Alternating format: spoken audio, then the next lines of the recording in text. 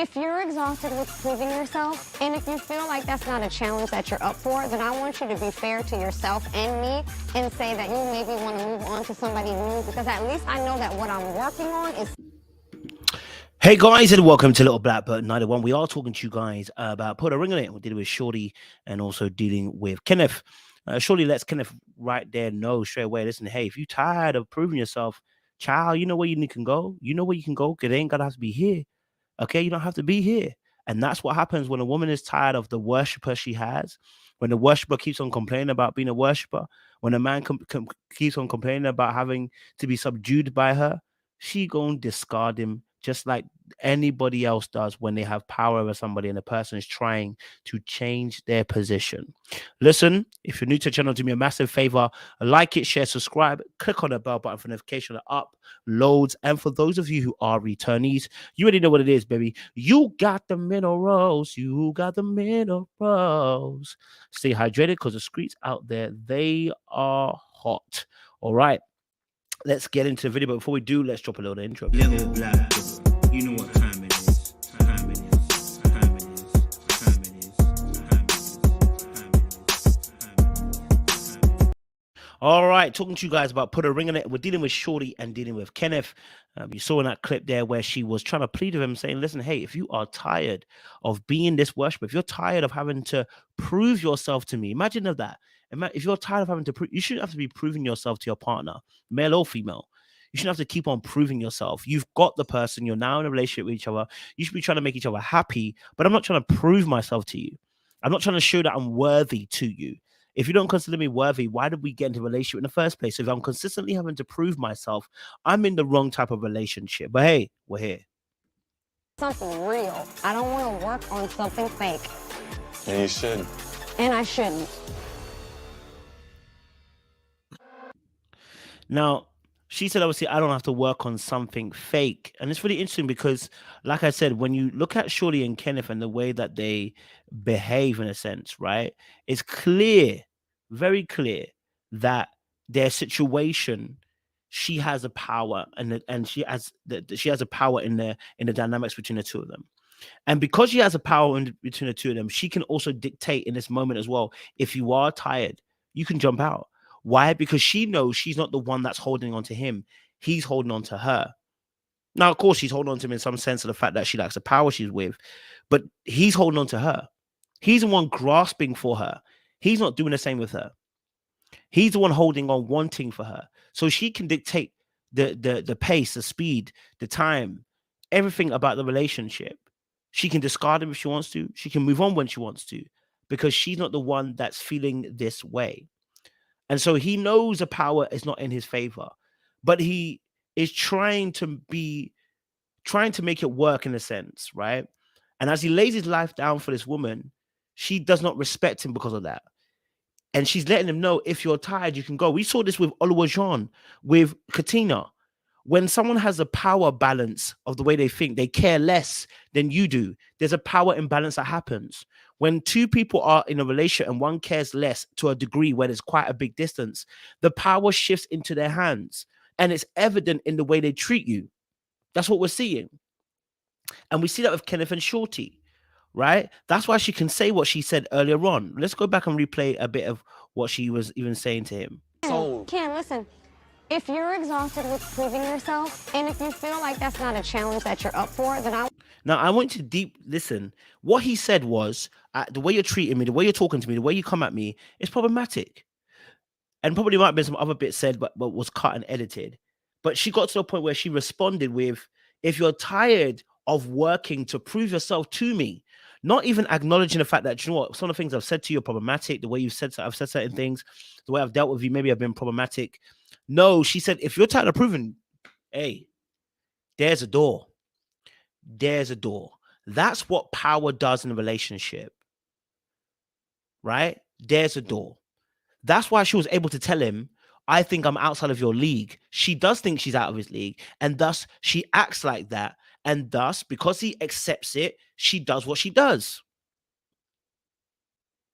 But I'm warning you as a man, get your stuff together, because when you don't have your stuff together, you see this type of woman as someone who is in another league compared to you. So you're going to try and hold on any means necessary. When you do that, you're acting in desperation. And in your desperation, everything bitter tastes sweet. The person seeing your desperation can decide to give you or not give you. Oh, you want a little bit of water? Your mouth is dripping? Here's a little taste of water. Oh, don't take too much. No, I'm in control of this interaction. Here's a little more sip of this water. Right? When desperation kicks in, you become in a place where you are at the mercy of someone else. The Bible even lets us know, do not be in do not allow yourself to be in debt to people. The reason being is because they now have control over you. That's emotionally, spiritually, mentally, physically, sexually. Don't be in debt to anybody, right? Don't be indebted to somebody. Be indebted to Jesus, that's about it. But don't be indebted to a human being, because what happens is human beings feeling like they have a debt owed tend to submit themselves to that person. And that person, if they don't see themselves as somebody who's responsible with the power they have, they drag you all over the field. They will drag you all over the field. Do you know what I'm saying? Like, I'm telling you, man, it is crazy. So for me, I'm just gonna be honest with you.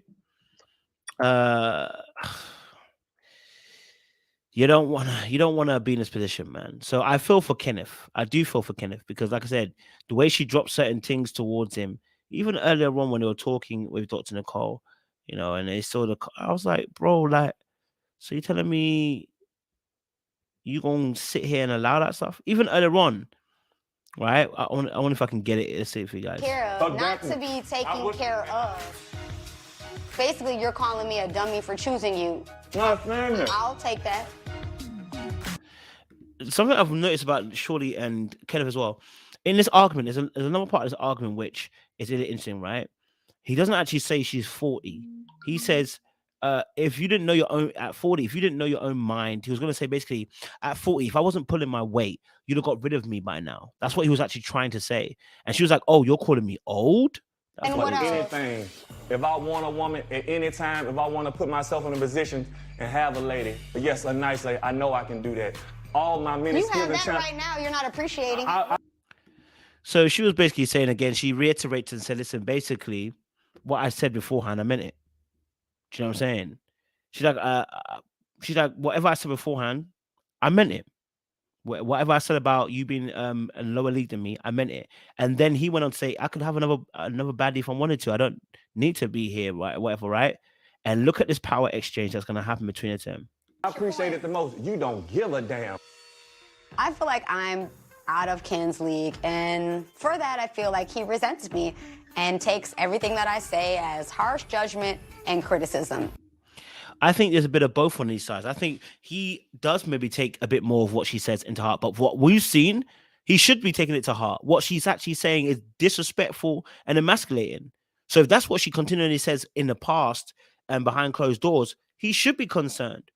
But I also take the fact that obviously as well, she may think she might overestimate herself, and she might not realize when she says certain things, they cut and they hurt, And I think it has less to do with me and more to do with his own insecurities about where he is in life. Even my mom and dad raised me not to think that somebody's supposed to take care of me. So there's obviously an issue now about bills. I don't know what's going to happen. I want to know what's happening, but clearly there's going to be an issue about money and finances and who pays the bills. That's going to be an interesting conversation, right? If he's not paying bills and he's living off her, he asking for a beating. If they're paying 50-50, he's still kind of asking for a little bit of a beating, but he has a better leg to stand on. If he's paying all the bills and she's talking like this, she's talking wickedness for no reason. But clearly he doesn't pay all the bills, because she wouldn't have this argument if she did. But again, it lends itself back onto Alfonso's point, which is that get yourself together as a man. I say this all the time. If you're going to go for a type of girl like this, get yourself together, because she's going to be expecting much. She's going to be expecting much. She's going to have to get yourself together, right? Let's listen. If I can't take care of myself. You think I would be here if I'm not handling my responsibilities? You wouldn't have me. You know are 40 years old. You will I don't know dismiss what you're doing here. Why would you keep me around if I'm not handling up? So as he was saying there, he was saying, listen, look, You 40 something. If I weren't handling my business, you wouldn't be able to, you would be gone basically. He kind of mixes words up because he gets a little bit jumbled up because he's too excited and too emotional at that moment in point, right? He's feeling the welling of the emotions, and so he's struggling to communicate. But he's not saying that because she's 40, she's old, right? Which is what she's about to say. Must be doing something right to stay. It ain't We're gonna see how long you stay around Well, let's from see. this point, since you want to throw that in my face. I'm 40 years old, and what else? That's not what he was throwing in your face. While you're listening, he was actually basically saying, because you're 40, you know exactly what you want. You wouldn't be with me if you didn't know what you want. That's what he was actually really saying. But Shorty didn't hear that. Shorty heard something else. I'm gonna leave it there. Let us know your thoughts down below, what you think. Like, share, subscribe, click on that bell button for notification.